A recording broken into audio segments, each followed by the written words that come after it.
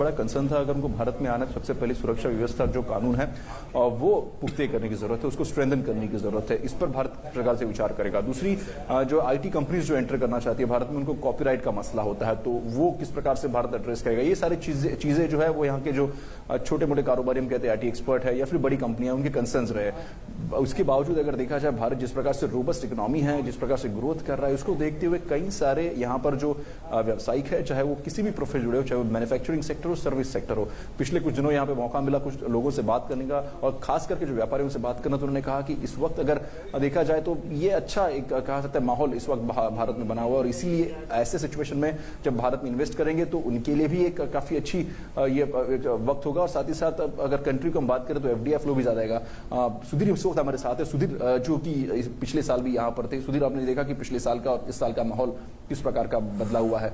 जो भारतीय यहाँ पर रहते हैं इंडियन ओरिजिन के, वो काफी एंथुसियास्टिक लग रहा है कि एक साल का वक्त है, इसमें कई सारे बदलाव भी आ चुके हैं भारत में।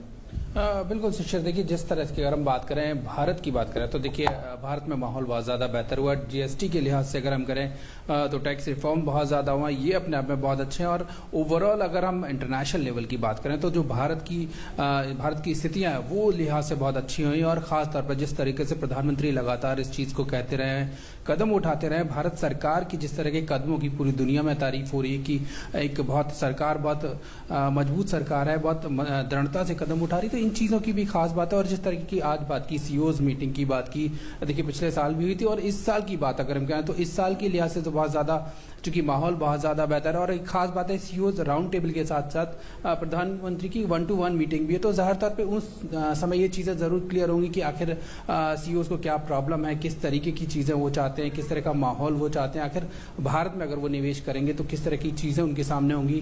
तो ये सारी चीज़ें प्रधानमंत्री के साथ डिस्कस होंगी, तो ज़ाहिर तौर पर क्लियरिटी बहुत ज़्यादा बेहतर बनेगी। जो सीईओ से उनके साथ भी जो है प्रधानमंत्री की बातचीत हो चुकी थी, चाहे हम बात करें सुंदर पिचाई की, हम बात करें सत्या नडेला की, हम बात करें जो कि भारत भी आ चुके हैं। भारत में भी इस बारे में जो है कई बार जो है बैठकों का दौर जो है हमने देखा है। और ऐसे में अब जबकि यूएस में यहाँ पर फिर से एक बार मिलेंगे तो कहीं ना कहीं क्लैरिटी जो होगी कि किस प्रकार से इन कंपनियों को भारत में आना है, वो मसले क्या होंगे, किस प्रकार से वो मसले सुलझाने हैं, इस पर भी एक साफ तौर पर जो है पिक्चर अब खुल सकती है, शायद से आने वाले समय में देख सकता है। और जो निवेश जो कंपनियां करना चाहती थी, उसका गेटवे शायद अब ये बातचीत का अगर माहौल देखा जाए तो ओपन हो सकता है।